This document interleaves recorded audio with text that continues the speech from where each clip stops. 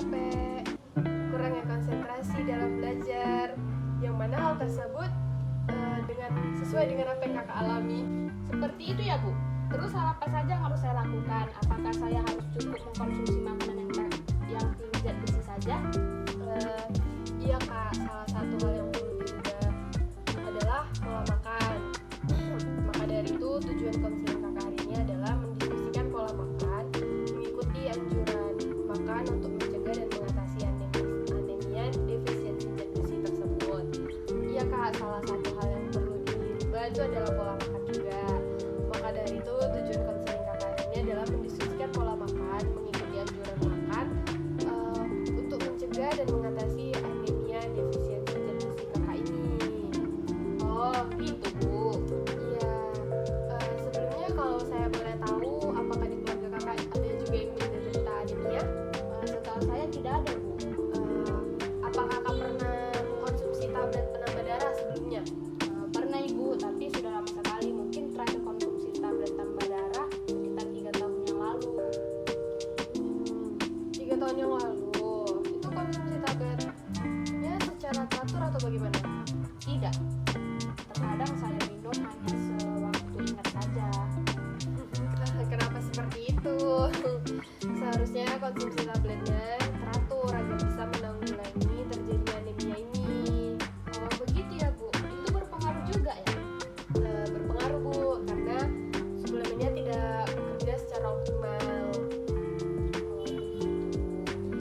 Kalau boleh tahu, apakah kakak kamu konsumsi makanan sayuran dan buah-buahan gitu? Tidak sering sih, cuma seminggu sekali aja gitu. Seharusnya jangan begitu kakak. Kakak tuh harus lebih sering mengkonsumsi makanan buah dan sayuran, karena makanan itu jauh lebih tinggi akan zat besi. Dan jangan sering-sering mengkonsumsi makanan yang sering beli di luar, itu nggak bagus ya, gitu. Oh iya Bu. Oke, begini kak, untuk mendukung kelancarannya konseling ini dan juga agar dapat mengatasi anemia kakak ini, apakah kakak bersedia bila kakak mengikuti diet yang saya anjurkan? Saya bersedia Bu. Jadi begini, kakak harus lebih bisa untuk mewarnai atau mengubah bahan makanan dan cemilan kakak. Tidak perlu harus mengganti saja. Kemudian kakak juga harus lebih sering konsumsi sayur dan buah yang mengandung tinggi nilai zat besinya. Mewarnai makanan yang seperti apa ya Bu?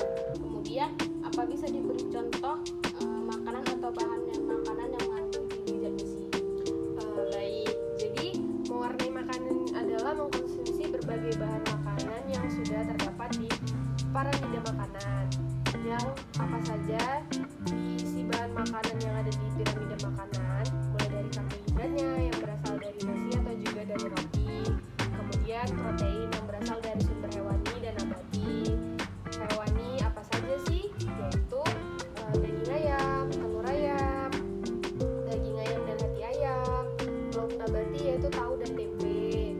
Kemudian ada sayuran dan buah yang dikonsumsi 2-3 porsi dalam sehari. Dan juga tidak lupa untuk melakukan berbagai aktivitas, misalnya olahraga pagi ataupun sore. Oh, seperti itu ya Bu. Iya kak, seperti itu. Tidak perlu khawatir tentang kenaikan berat badan. Mengkonsumsi makanan dengan seimbang malah lebih bagus bagi perkembangan dan kebutuhan tubuh kita. Ibu, saya tidak suka makan buah.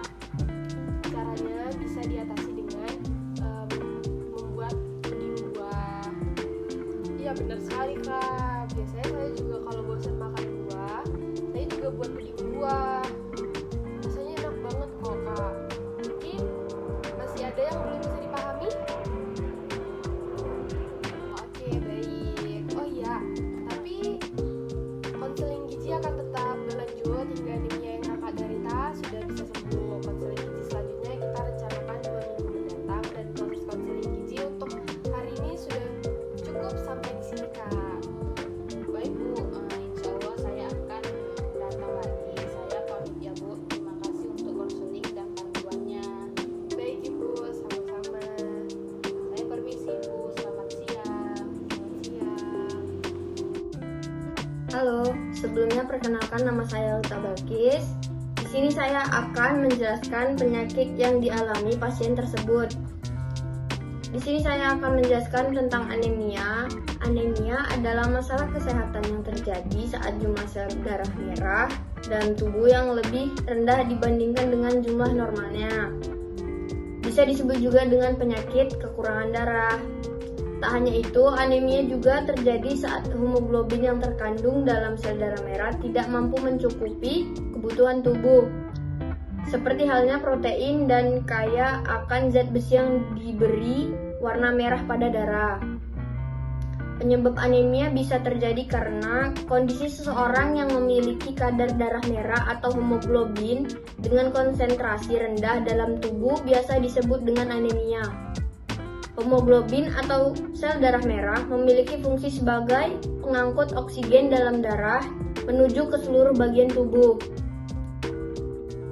Tanda-tanda orang disebut atau terkena penyakit anemia itu kelelahan yang ekstrim, kelemahan, kulit pucat, nyeri di dada, detak jantung juga cepat atau sesak nafas, sakit kepala atau pusing, tangan dan kaki selalu dingin, peradangan atau nyeri lidah, dan kuku menjadi rapuh.